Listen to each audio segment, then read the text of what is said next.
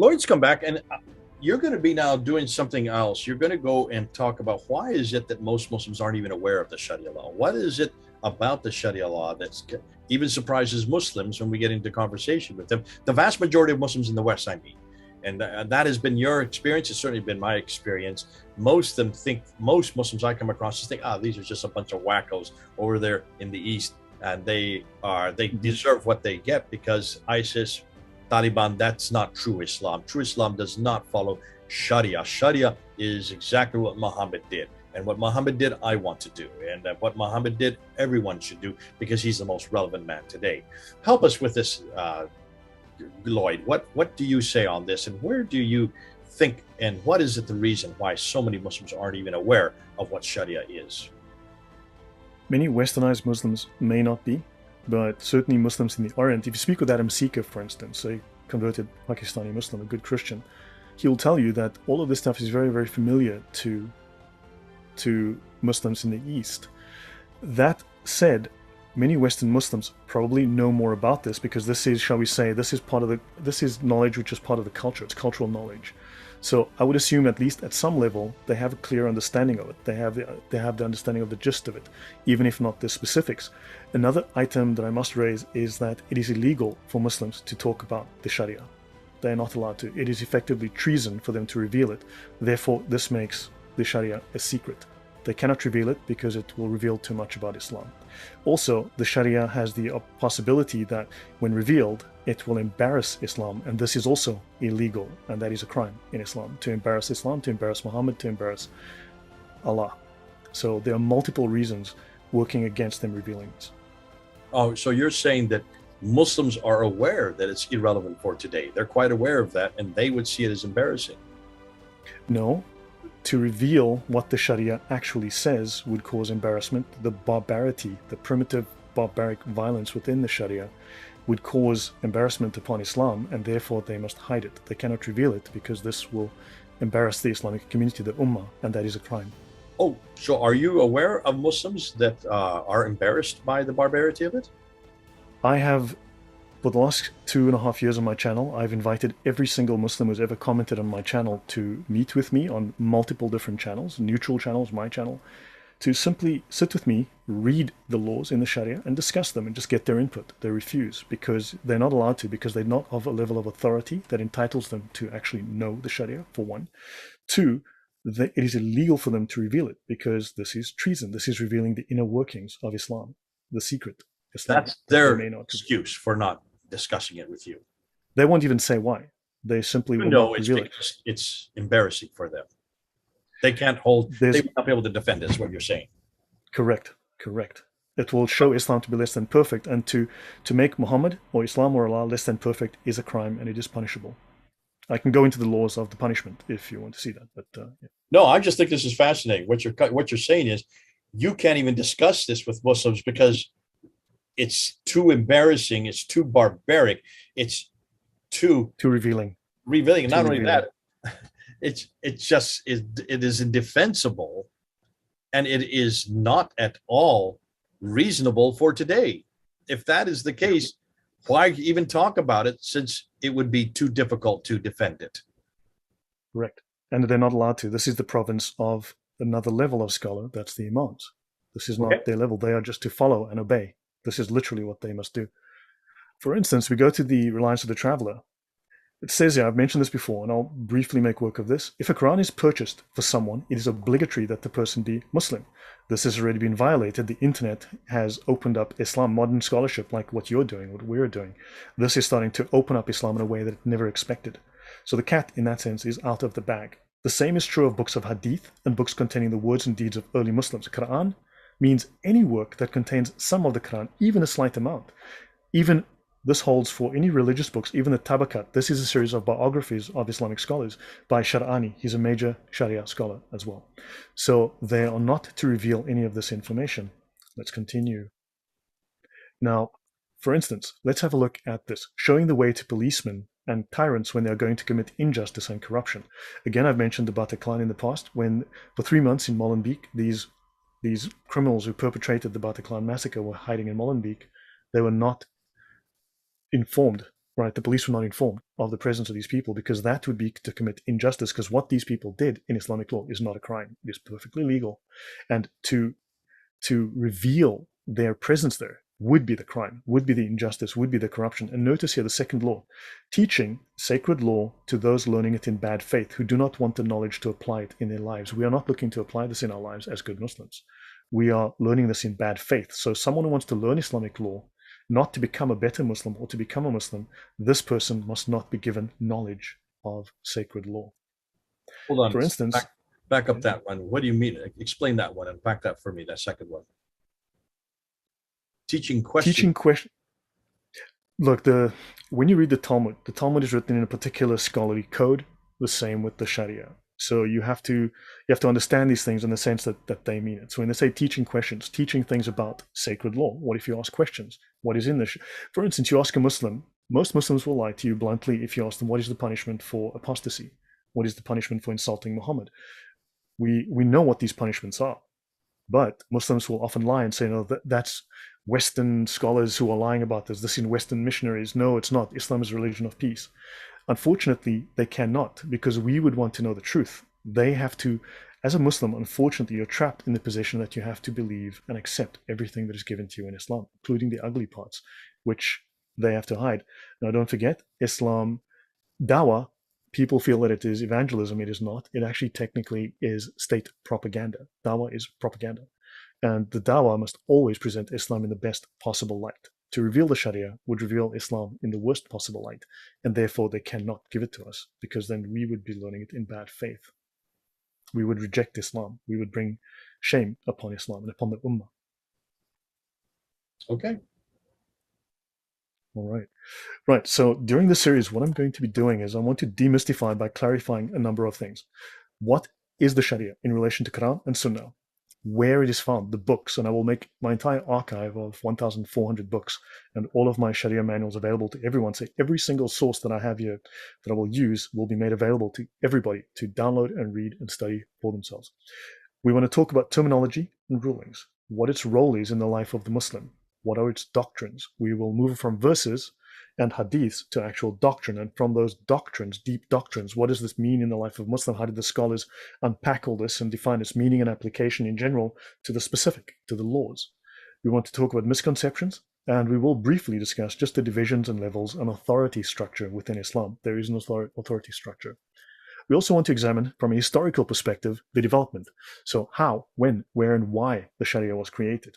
Who did this, right? Who were the scholars involved? We want to trace its historical and political development. We also want to compare it to the Talmud Bavli, or the Babylonian Talmud, because it has taken a great deal, it has plagiarized a great deal from many sources, including especially the Babylonian Talmud. It has plagiarized it and also corrupted it. And we want to discuss its importance as the final product and the end goal of Islam, which must be imposed by persuasion or force. Some of the major sources that I'm using is Islamic and Talmudic Jurisprudence, the Four Roots of Islamic Law, and their Talmudic counterpart, Judith Wegner. The links I will make available. I'll put them in a comment, and if you could drop them in the description, Jay. Then, was Shafi the master architect of Islamic jurisprudence? The answer is yes. And then the Reliance of the Traveler. This, amongst many other sources. I will utilize the Brill Encyclopedia of Islam, all 13 volumes. I'll make those available to you. This is a $40,000 set of encyclopedias. It is huge. It is extensive. It is detailed. The Brill Encyclopedia of the Quran. This is over nearly 4,000 pages, 6 volumes.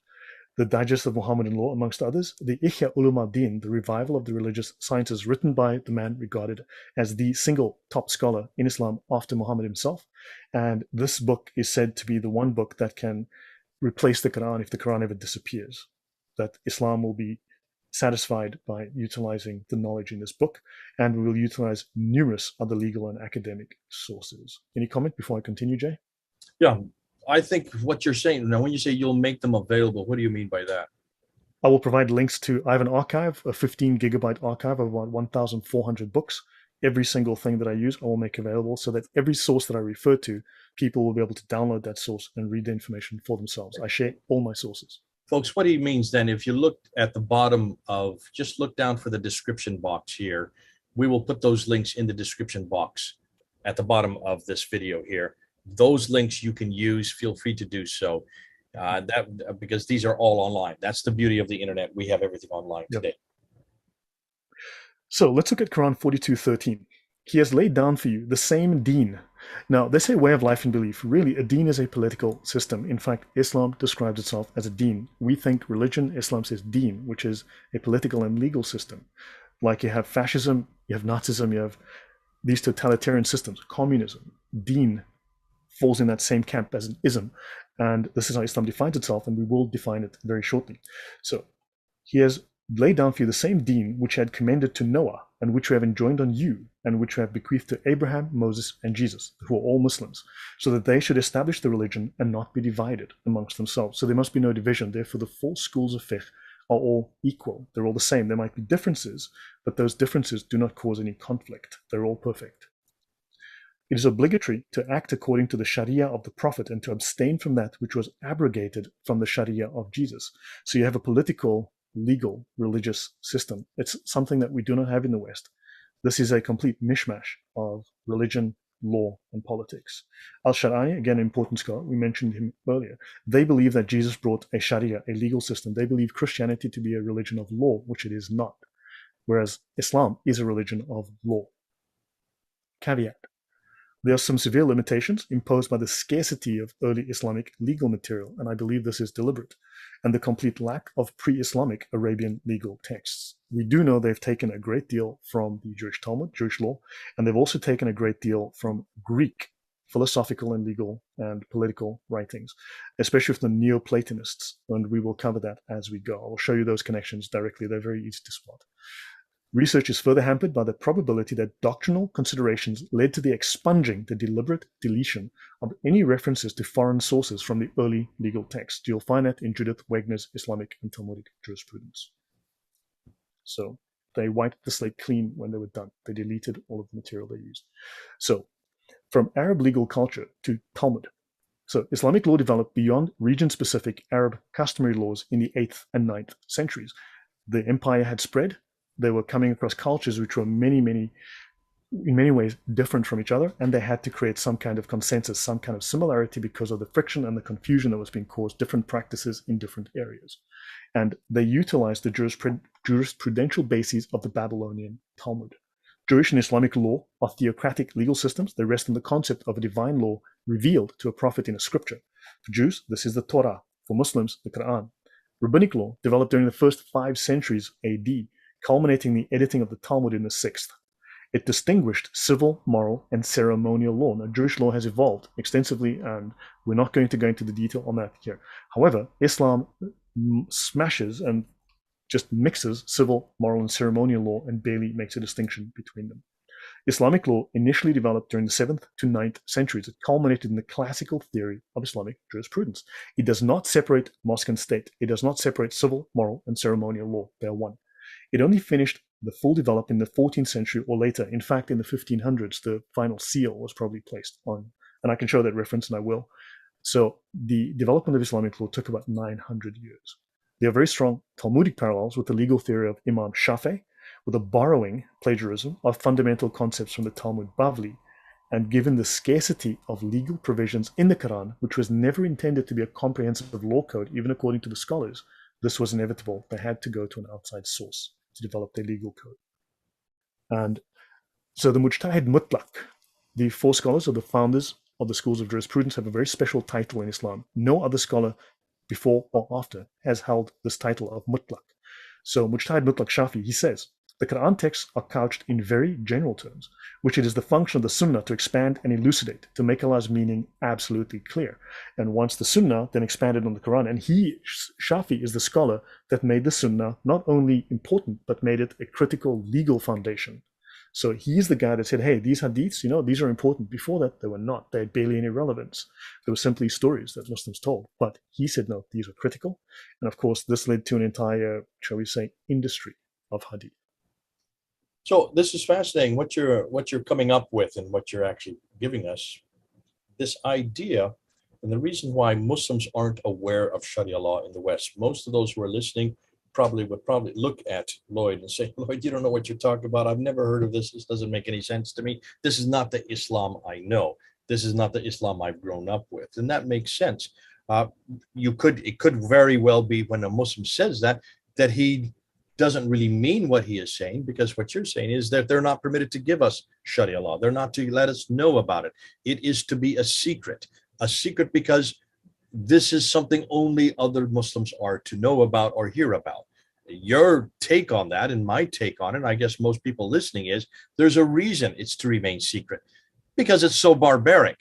It just is not relevant for today, not in the 21st century, not here or anywhere at this time. We see it as barbaric, and that's why we were aghast and shocked when ISIS came to the fore and we saw what they were doing on a daily basis on our television screens. That horrified us, rightly so. And everybody here in the West was saying, this is not true Islam. This has nothing to do with Islam. I remember in Britain when I was there at that time in 2014, it became illegal in Britain to put in a sentence on any newspaper, no journalist could write Islamic terrorism, because Muslims are not terrorists. There's no such thing. It did not exist. It was illegal to put those two words together in the same sentence. This was almost an overreaction by the West to say, no, this does not exist. This is not true Islam. This is an aberration. Horrified to suggest that maybe our next door neighbor, who is a Muslim, who is a greengrocer, and he's a nicest fellow. And I kept on hearing this from all my friends who, whenever I brought up the idea that there is such a thing as radical Islam and what you're seeing down in your television, that tells you they have successfully imposed Islamic law. They've imposed the law. See, what you're saying, under Islamic law, to say the word Islamic terrorism or to talk about ISIS as Muslims is slander, right? It's also talebearing. It falls under more than two legal categories, slander and talebearing. Now, in Western law, if I lie about someone and cause them damage, that is slander. If I tell a lie, if I say, for instance, this guy's having an affair and he robbed his boss, he stole $1 million, and you lose your job and your wife leaves you because you have lied about them, that is slander, because they can prove that you have lied about them. In Islam, if someone has stolen $1 million and they are sleeping with the boss's wife, and I reveal this, that is slander. In Islamic law, to tell the truth that is unpleasant for someone is defined legally as slander. I can go to the law, I can show you. So to embarrass Islam is slander. Okay. And ironically, the embarrassment is not because Islam says it. The embarrassment is because when it's compared to what we know as Western law, it is so barbaric. That's the embarrassment. Here's the irony that I see glaring in even that comeback. This is fascinating. Now, there's going to be some comment that people are going to react to this. Listen, folks, you've got the comment box. Lloyd has said that he'll come and he'll look at and he'll respond to it. You've already seen his name on many of the comments. He's going to continue to do that. As we unpack Sharia law, you can see this is getting more difficult for Muslims, because now we're talking about a code of law that was put together in 4 schools in the 9th, 8th, 9th, and 10th century that is sacrosanct even today for all Muslims everywhere and at any time. And for that reason, they have to keep it secret. They don't want you to really know what is there, because it is absolutely embarrassing. Islamic dogma, Islamic doctrine teaches that Islam is perfect. And to reveal it in a way that is less than perfect is a crime. It is effectively the same crime as apostasy. It is the same crime as blasphemy. It is treason under Islamic law. And I can show the law at another time. I can actually go into it, but to show Islam in a way that it is less than perfect, to reveal Muhammad in a way that is less than absolutely perfect, incurs the death penalty. It is very explicit. And I will go into this at another time. But you see, we are revealing Islam in a way that is less than perfect. Therefore, they must apply Sharia. And this is what they've done, or have done very successfully in many Western countries. Fascinating. I'm so glad we don't have this problem. Thank God for Jesus Christ, and thank God for the gospel of Jesus Christ, and thank God for the model of Jesus Christ. He is as relevant today as any day, and we do not couch it or have any secrecy about him. Follow him, see what he did, say what he said, and you're going to live a perfect life. God bless you. Thanks so much, Lloyd. This has been fun. We'll unpack more of Sharia law and its improprieties and the inextricable difficulties for Muslim in not only speaking about it as we're seeing, or even trying to unpack it as we're seeing, to let alone try to live it out. You can see it's just going to get harder and harder for Muslims. God bless you. So good to have you on board, Lloyd. Until next time, this is Lloyd and Jay, over and out. Thank you.